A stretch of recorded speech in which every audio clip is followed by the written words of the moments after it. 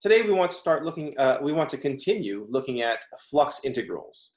So as you can see, I've lined up line integrals and flux integrals together. But since I've extended the line integral to how we calculate line integrals, you can tell we're probably going to be getting into the weeds of the flux integral today.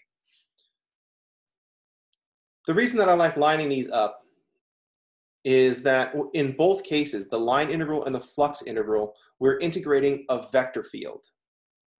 And when we want to think about the core idea behind an integral, when we're integrating a function, we're just evaluating that function at a bunch of points and adding up the results.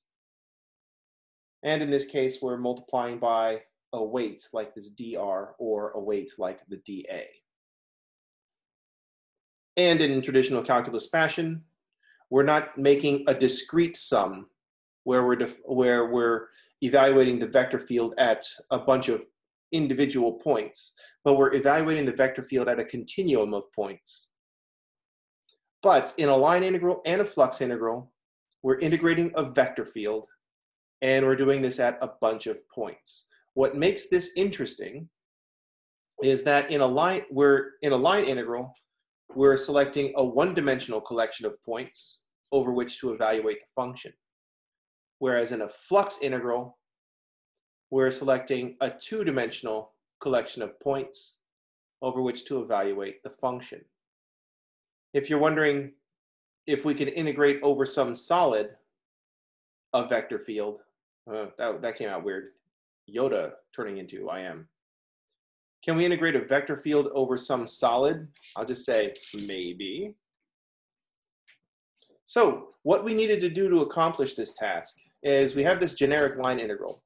Integrate over a curve, some vector field dot dr. We turn it into an integral of one variable, the dt, by parameterizing the curve c. So we had to come up with a description for the curve c that the integral will understand. We shouldn't be surprised that we got an integral of one variable because we're integrating over a one-dimensional curve. So this flux integral, we shouldn't be surprised if when we start describing this, we end up with a double integral. That is, because we're just evaluating this vector field over a bunch of points on a two-dimensional surface. So what we need to do is come up with a description for the surface.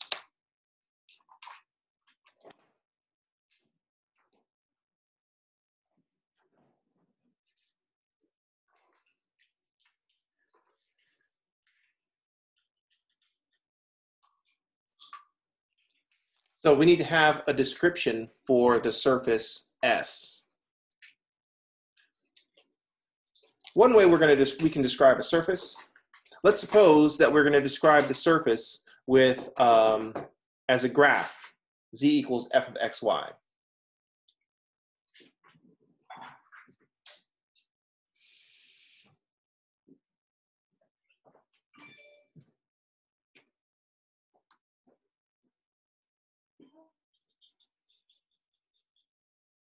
Let's suppose that the surface S is the graph z equals f at xy. So this is how we first started describing surfaces. This has always been very convenient for us. We love our functions. All right. What the flux integral will turn into is an integral over a region, R. We're going to evaluate the function at the points on the surface. So we're going to say f evaluated at the function x, y, and f at xy.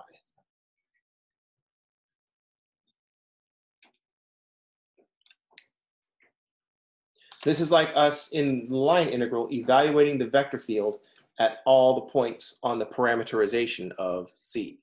Then we do a dot product.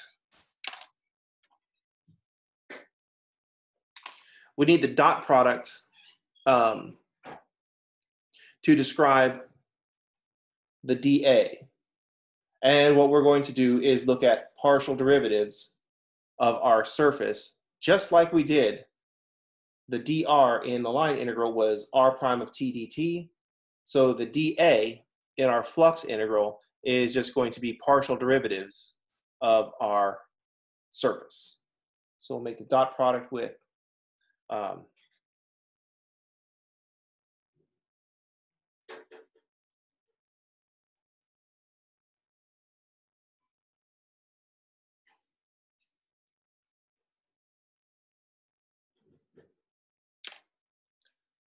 so we're looking at minus fxi minus fyj plus 1 times k.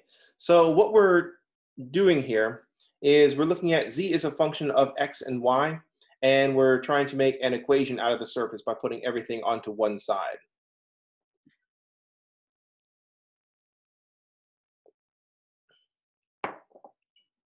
That was very hand wavy what I just did right there, but that's what we need right now because we're just doing our opening.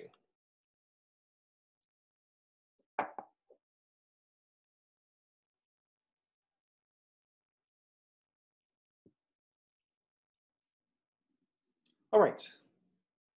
So we have analogous pieces in our flux integral that we had in our line integral. We're evaluating the function at all the points on the surface. So x, y, f at x, y, these are all the points on the surface. Then I need to make a derivative, make the derivatives. And that was to be at the dr. So I need to make derivatives in the dA.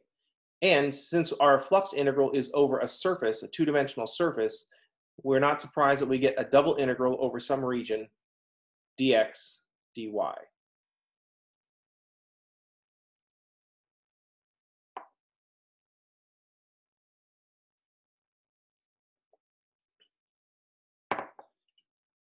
Any questions?